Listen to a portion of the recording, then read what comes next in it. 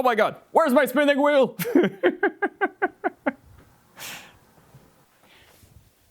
Oh, I'll put my thing on the other way around so I can see what I'm doing. There you go.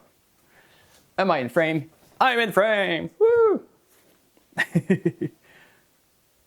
So, hello everyone, and welcome to my big project that I've been talking about. That I needed to finish the project before actually filming. The members already had a preview about a month ago, because I just did a video of like behind the scene of where we were at on that project. But now the project is over, so I'll be able to talk to you about it. So join me as I'm spinning this beautiful, this is Romanov fleece, while I'm talking to you about the adventure I went on. So I'll just put this next to you, sir. Is this too close? Oh yeah, that was too close, eh? So as you can see, that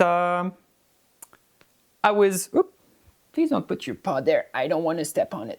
Thank you, sir. So I was carrying, ooh, this is going to be loud. There you go. I was carrying those big bumps of commercially prepped fiber. Why was I carrying so much wool? Well, let's start from the beginning, because it's been quite an adventure that started back in September, I think, September or October. So basically, I was looking downstairs in my basement. I was looking at all the wool I have, and also listening to my boyfriend telling me that I have too much wool, which never trust someone that tells you it's too much wool. It's never too much wool. Only kidding. So yeah, I was looking at the pile of wool I have downstairs, and I was slowly thinking of what to do with it. And of course, there's some projects that I'll be doing soon, but a lot of it needs processing, like processing the fleece in some way. Either just scouring them, or going all the way to carded, or even going all the way to spinning for some projects. So I was looking at this big bag I have that's almost as big as me. It's like almost 3 kilos of Dorset and the same amount of Cheviot that I've never actually shown you, I think. But I have a massive, well, I had a massive amount of raw fleeces downstairs. And like I'm planning to get some more wool. Like I'd love to spin some more naturally colored fleeces that are like super rich caramelly, super rich chocolate colors. But that means getting more raw fleeces, or buying carded floof. So I was looking at it and I was like, yeah, this is too much. My boyfriend might be right. Maybe it's too much. And I decided to contact the museum mill that we have, the Ulverton mill, and be like, hey, all your machines work. Would it be possible to pay you to, like, even if it takes a year to do it, like slowly process it? Because they actually turn on the machines during the tour of the museum, and they actually process the fleeces that are donated from a dairy farm that's nearby. So I was like, I could probably pay them to process my fleece. They got back to me saying that no, it's not going to be possible. Their machine is too old, too antique. Even if they have like everything from the picker all the way to the spinner and plier, they don't really want to do it because they're a museum and not a factory, which is understandable. And then they gave me the card from a lady that that had moved in very recently to the area, and that lady has opened a fiber mill, an actual fiber mill. And as you might know, we don't really have a lot of fiber mills anymore. It's an industry that crashed way back. Even if like my entire area was born from the fiber industry, it then crashed very hard when the like when it was cheaper to get merino outside, or like China like the Chinese market of cotton took over and stuff like that. So there's not really a lot of fiber mills anymore, and I was super excited to learn that there was one that was opening. It's a miniature mill. There's no way you can process like massive amount of fleece like, let's say, Briggs & Little does, but it is a fiber mill nonetheless. And so I contacted the lady. One thing led to another. She's not my friend, and she has been teaching me how to use the mill. So not only am I getting my fleece prepped by a mill, I am the one processing my fleece through the mill, which has been a crazy adventure. And the video today is me talking about this entire adventure with videos, of course, because of course I brought my camera almost even every single time I went there. There's a few times that I was doing like the same thing over and over again, so I didn't bring the camera because I had already filmed. And of course I forgot to turn on my mic a lot of the times, so there's no audio. So I'll be talking on top of it. But yeah, let's get you closer to the wheel so you can see this between me talking about my adventure. And yeah, I'll tell you all about it. So let's start with, what did I bring to the mill? Well, when it was still warm outside, I did some like light skirting of some Dorset, well, the Dorset from the farm that I get my Dorset from, the Péché Mouton farm. And so I brought a whole bunch of that. I also had two bags of very clean Cheviot that I had never actually spun. Well, I did spin a little bit on, I think it's on the spindle that I turned.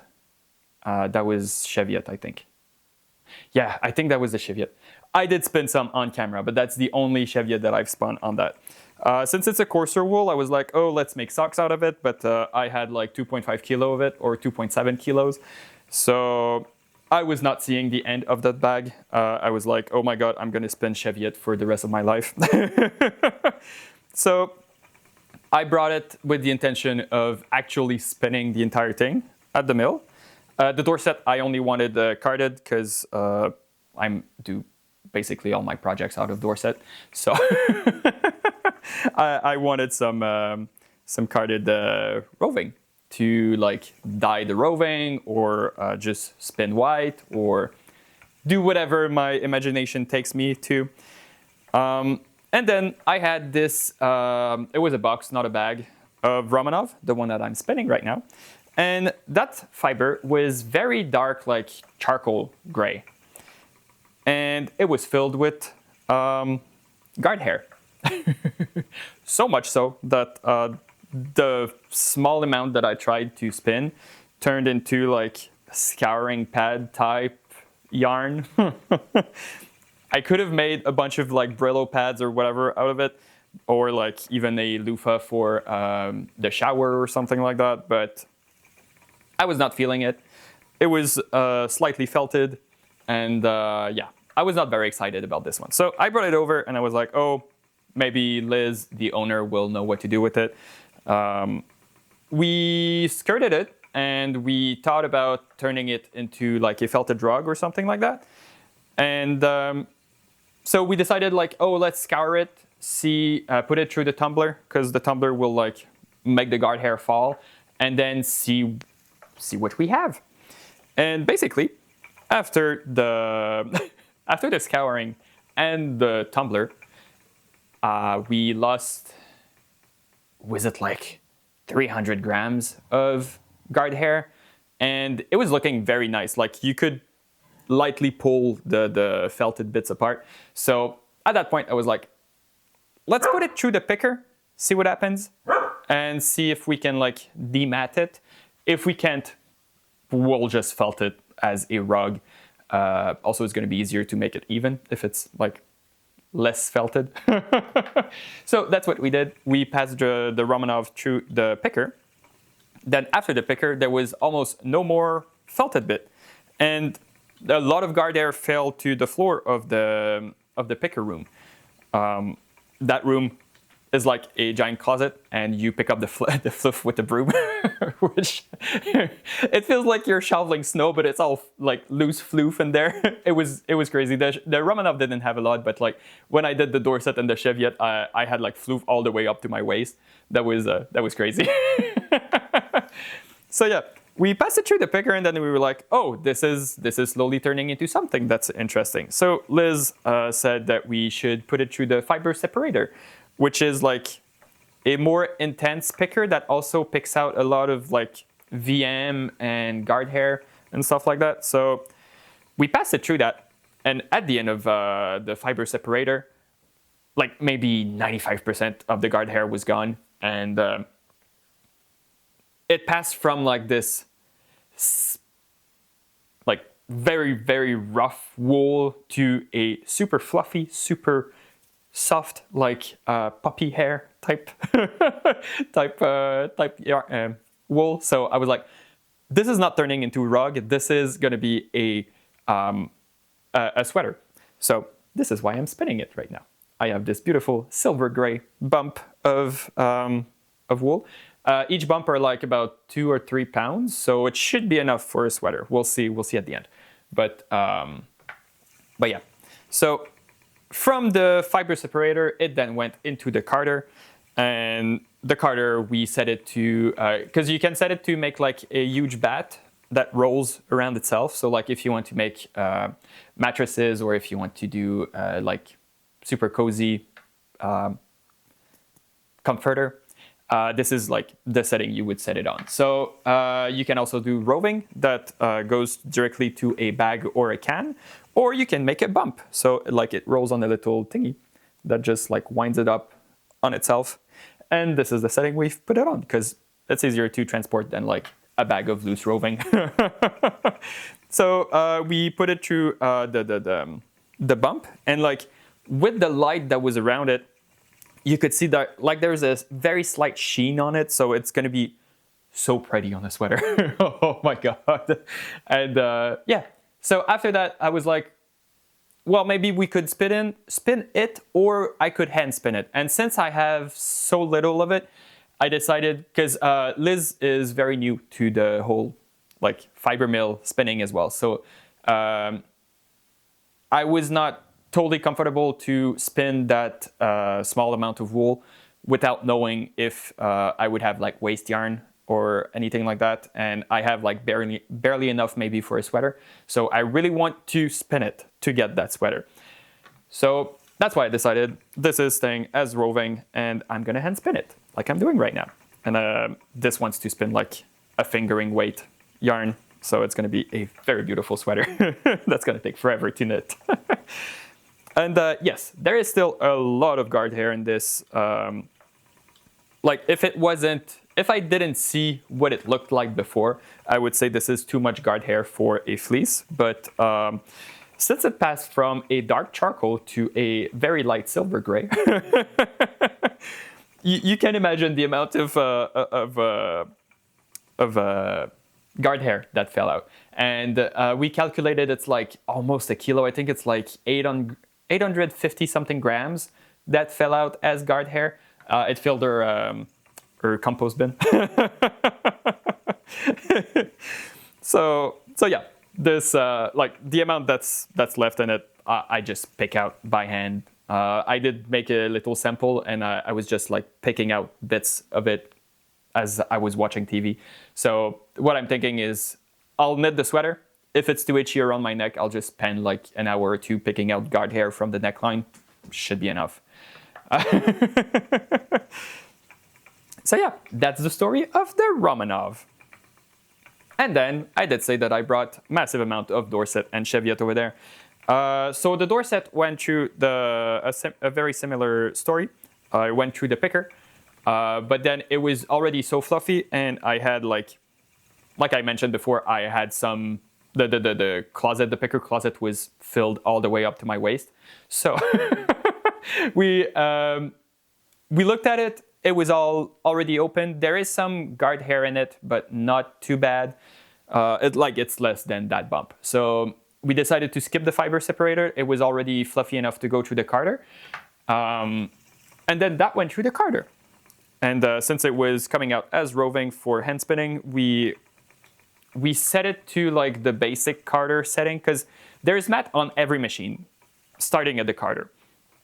And so we set it to, I think it was 60 gram per section, something like that. So it gives like the same as this. It's like almost a pencil roving. It's very flat because it's been compressed, but like it's a very small roving. And it's great for fine spinning, which I love. And I realized that if you double it over, it creates like a thicker roving, and you can just like spin thicker yarn from it more easily. If I just want like a thicker yarn, I barely draft it, and it spins wonderfully. Oh, let's change a little. Let's change a little hook on this. So yeah, we went from the picker to the carder with the Dorset. We made a whole bunch of bumps because, again, easier to transport than a bag of loose fiber. So basically, same story as the Romanov. We just made some bump, and that was the end of the story of the Dorset. And that's everything that you've seen me carrying in my living room. That's 2 point something kilo. So I'll have some for a little while. And next week you will see me make well, maybe not knit it, but at least dye and spin the wool for my niece's hat. Because for Christmas, she wanted a unicorn hat, a unicorn colored hat. We'll see if it's a unicorn or just a unicorn colored hat, but she's gonna get a hat. All handmade by her uncle, which is gonna be super cute. And so yeah, and then last part of the story, please don't put your tail here. Stop antagonizing Velma. I know you love her, she loves you too, but she also swipes you in the face with her paw, and we don't want that. Yeah, sure. And I know she probably started it.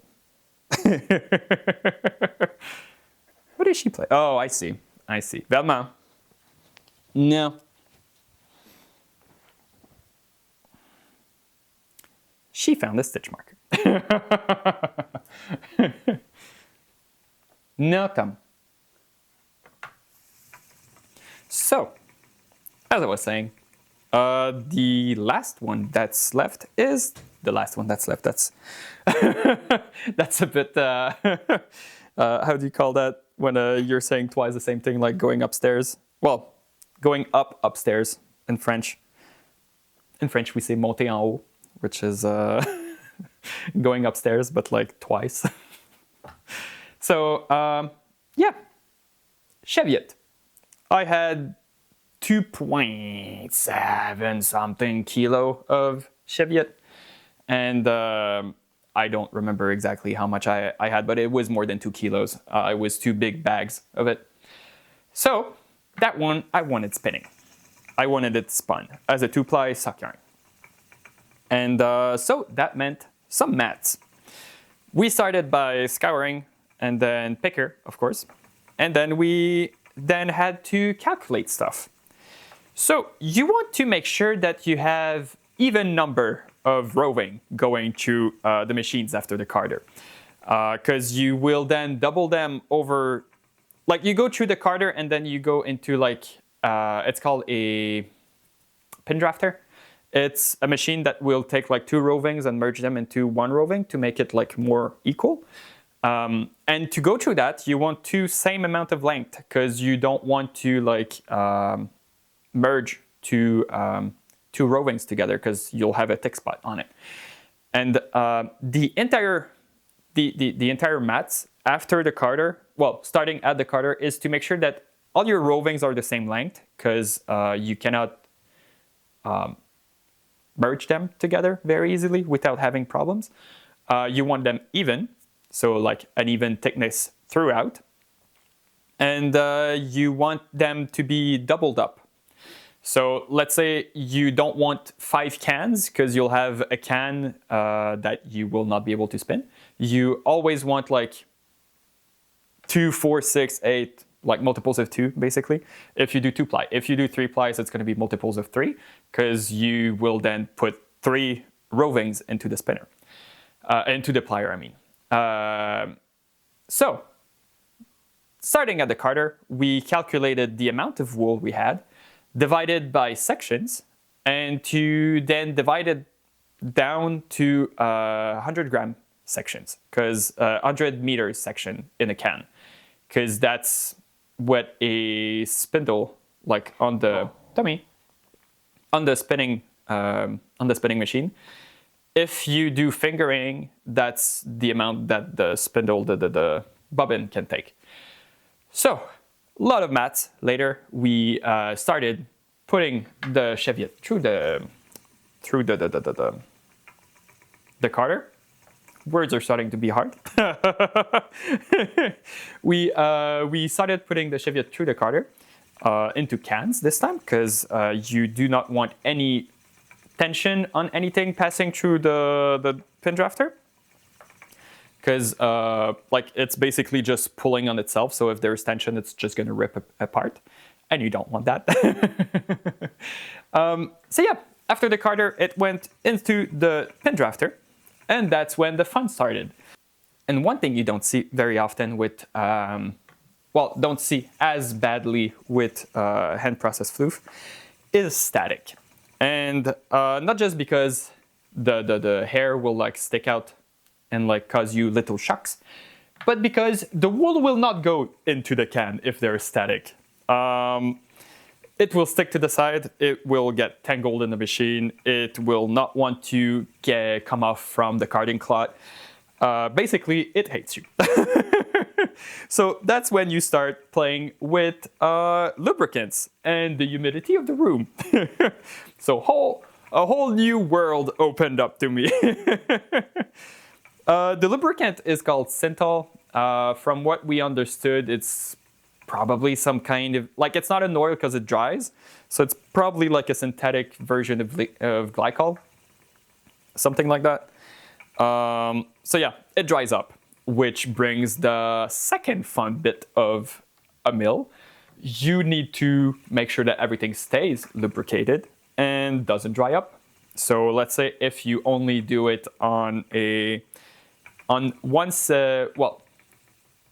Saturday every week for months,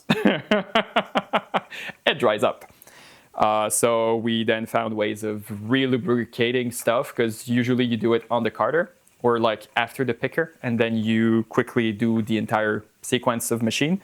But of course, I started the carder in like October and finished the spinning at the end of November or early December.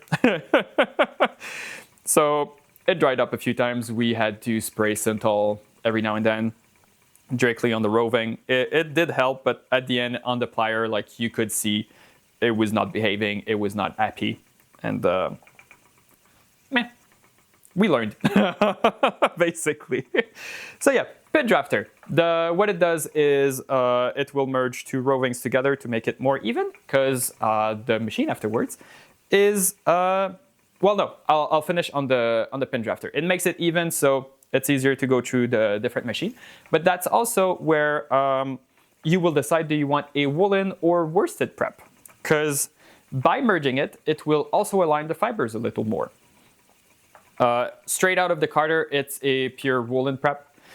They will be somewhat in the same direction, but not that much in the same direction. So if you want a worsted prep, you pass it through the machine several times. I think like it's 3 and up. And yeah, so I decided to make woolen, because I was not going to go through the pin drafter like 4 or 5 times. we did it like once or twice. No, twice. Yeah, we did it twice, because basically our idea was mostly to make it more even. And then the fun started at the spinner, which is the one that makes the singles. And yeah, that machine. Oh my god, that's where my knowledge of hand spinning came in very handy. Because like when you do it, you draft it and then like you rub the twist, and like your foot controls the twist, and you feed it through at a certain rate. So there's like a certain amount of twist that will get into the yarn. And you learn it by muscle memory, basically. Well, in my case, it's all muscle memory. And when you end up on a machine that has numbers to say, like, I want more twist, but the twist is not like small, medium, large. It is like, I think it was like 700 whatever, without a name for the like there's no unit. It's just a number. So then you try to figure out, what is the machine trying to do, and how can I control what I want in it to get something that I want. And so you end up controlling, there's rollers on it that will draft it, so like pull on it, but at different section. So you want to control that to be the drafting speed that you want for the thickness of your yarn. And then you want it to twist at a certain rate. And that twist will be on the spindle at the bottom. So like basically the flyer of the wheel.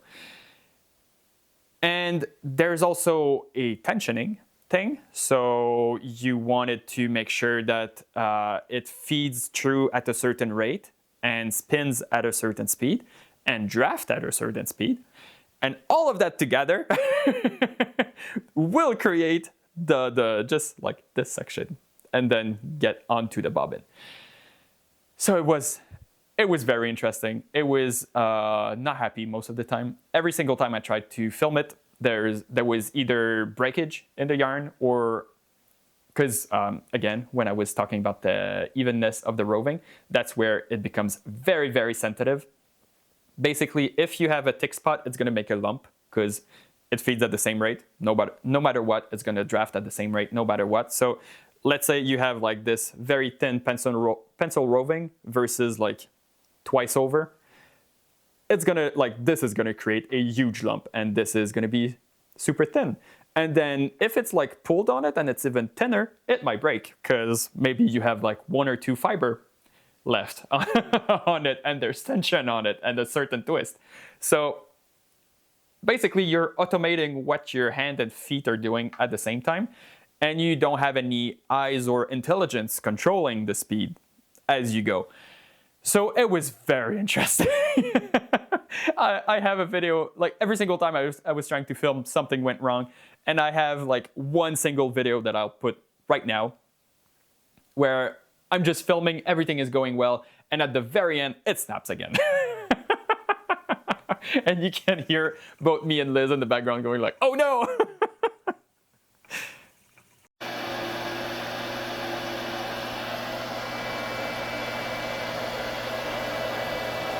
Oh no.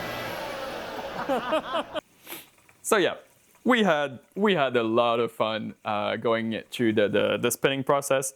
Usually she has her employees also there on the Saturday, but at the end, like on the spinning and plying, it was just me and her because her employees, I don't remember why, but they were not there at that point.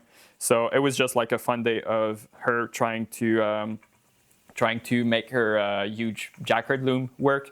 I'll talk more about her entire meal at the end because it's very interesting. But yeah, it was super interesting to just like figure out how the machine was working with like notes from the previous owner of the machines, because she got all of her equipment used. So like trying to figure out the notes, and then she got the Belfast mini mill, not a guide, but like an instructor coming over. So he was able to teach her a bunch of stuff too that she then gave to me afterwards. So yeah, very interesting. And at the end, of course, maths sometimes. It's good on paper, but not in real life. So we ended up with more single on one bobbin than, well, basically we had one single that you cannot do a plying bracelet on those machines because, well, one, I'm not willing to put my hand through the machine because I like my hands.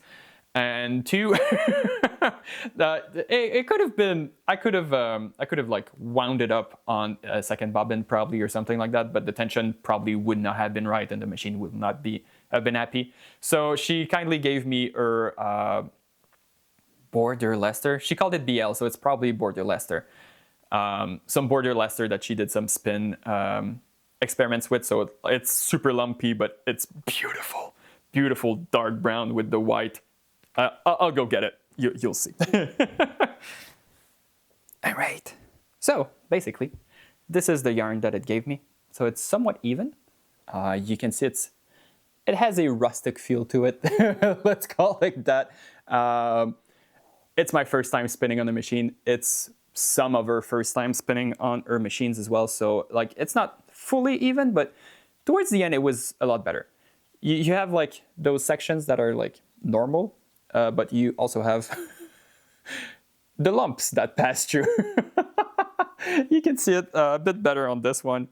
This is her actual border Leicester first experiment. So you have like beautifully plied. Can I just pull on one, please? Beautifully plied yarn that's just like perfect, balanced. And right next to it, you have the huge lump that went through the machine. So you can see the difference between both. So yeah, thick and thin yarn, very beautiful. And as I mentioned before, at the end, we didn't have enough singles to pass through the machine twice. Well, we needed to like ply the rest. So she gave me border Leicester to ply it together. And it created like this beautiful skein. And of course, you have the big lumps as well in there, either on my Cheviot or on her border Leicester. But we're experimenting, so it's fun. And of course, we played with, she has a dye studio at the back of the mill. So of course, we just had, the last day I went there a few weeks ago, we just had to play with colors because why not? So I asked my boyfriend for a color scheme, and he said sunset. So this is sunset. So this should create a beautiful sock yarn, I think. So yeah, basically that's the entire story of me going to a fiber mill and learning how to use the fiber mill. And I will go there again, of course. Maybe I have plans. Maybe I have dreams of starting my own yarn brand. We will see. What's really fun with the mill, let's talk about her mill and her idea behind it. Basically, she's a weaver to start with. She has been in the fiber industry for years and years. I'll link all of her social media below. You can go check. She has like those semi-automatic loom that you like pull on the string, and it like flies the shuttle back and forth, and you just have to step on the pedals and stuff. So she has been weaving on that for a while, and she wanted to go like more industrials to like, I guess, go bigger. So she was telling me she wanted to buy some more looms from a lady, and the lady was like, you'll also have to learn to be a mechanic and an engineer to create the pieces that are gonna break, because those looms, there is no more like, no one is actually fixing them anymore or like building pieces for them anymore. So she then asked her, well, if you had to start over, what would you buy? And that brought her to the rabbit hole of owning the biggest jacquard loom ever. Well, it's probably not the biggest, but it is quite massive. It's like 2-story high. There's like a mezzanine on top of it where like the brain of the machine is. And she's also the only woman that is certified to like, not use it, but fix them or do the maintenance on it, and like, yeah, more than like use it to weave, basically, like to go inside of it and know what she's doing. So yeah, she's the only woman certified for this loom. It is a crazy machine. Basically, you can like upload a picture to it, and it's gonna weave the picture into the fabric. It's crazy. So she from what I've understood, she's creating a blanket company made from 100% Canadian wool. And she's experimenting with flax because there's a big flax industry that is also starting around, which is very interesting. I didn't know about it. So yeah, she's now like mixed with the fiber industry, people of the area, and trying to figure out like ways to make Canadian product out of our Canadian resources, basically. And she has been experimenting with pillowcases, not pillowcases, pillows, the actually fluffy pillow made out of wool. And yeah, it's super interesting projects. If you're interested, go see her Instagram, Len Pierre, below. You'll see all the stuff that she's doing. You'll see the inside of the loom because she's actually doing a maintenance on it, or like setting it up to work right now. So it's very interesting to see inside the brain of the machine with all the little, how do you call those? The ones that are like pulling the strings to create a pattern. It's a crazy piece of machinery. Very interesting, and I cannot wait to see it work, because apparently she can weave like an entire king-size blanket in 10 seconds, I think she was saying, or something like that. Maybe a bit more. Anyway, massive amount of fabric in very, very short amount of time. And yeah, so that's the crazy story of every single Saturday of my life since September, basically. And yeah, so what does that mean for my channel? Am I going to go with raw wool again? Of course, yes, because I love it. Am I going to continue hand spinning? Of course I will, because I love it. It's my hobby. It's something that calms me. As I've said before, I'm a process spinner and a project knitter. So of course I will keep on spinning, because it's what calms me at the end of the week, at the end of the day. That and knitting. But yeah, the idea behind it was just to get some fiber one step ahead, so I can just like, instead of having to go through raw wool in the grease with the VM all the way to the finished project, I can like jumpstart a few of my projects. So like I can just go with a dyed braid right away, and I can start spinning, or I can just pick out one of those suck yarn skeins, and if I want to do a dye project, I can just go ahead and dye it. And yeah, very, very, very fun projects are awaiting on the channel. Also, if you have an idea to what to do with this beautiful border Leicester, I want something next to skin. It's 400 and something meter. So if you have something in mind that I could do with this, I could probably mix it up with this. It would be very beautiful, or even all three colors. But yeah, that's it. That's the entire story. Going industrial.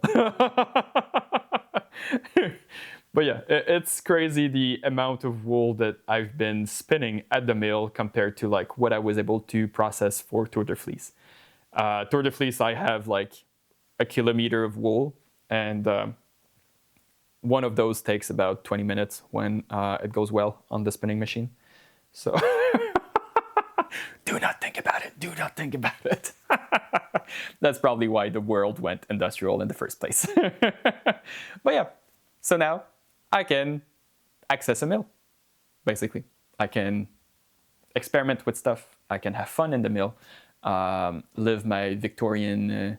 no, that's a bit dark. I was gonna say live my my Victorian salaryman mill worker dreams, but no, those had a terrible life. So no, I don't want that. But yeah, I'm definitely thinking about starting a yarn business. I've talked about it with Liz, and we'll see what 2026 brings. Also, if you have any idea of like stuff that I could do at the mill, right now I'm thinking about how to make fractal yarn with the machines and keep the gradient going through all the different machines. There's probably a way to do it. Probably a lot of maths involved, but we'll see. So yeah, this is the end of the video. I hope you enjoyed this little adventure. And I hope you're interested in seeing more. Like I said before, if you're interested to see everything that is going on at Laine-Pierre, the mill in Val-des-Sources, go into the description below. Everything is bilingual because Liz is Anglophone, so she... it's in French because we're in Quebec, and then there's the English below. So do not worry, everything has both languages. You will be able to find the one that works for you. And yeah, that's where I'm gonna stop and go spinning more. I'll probably spin the teaser for next week. Woo, stuff for my niece. All right, I will see you next week. Bye-bye.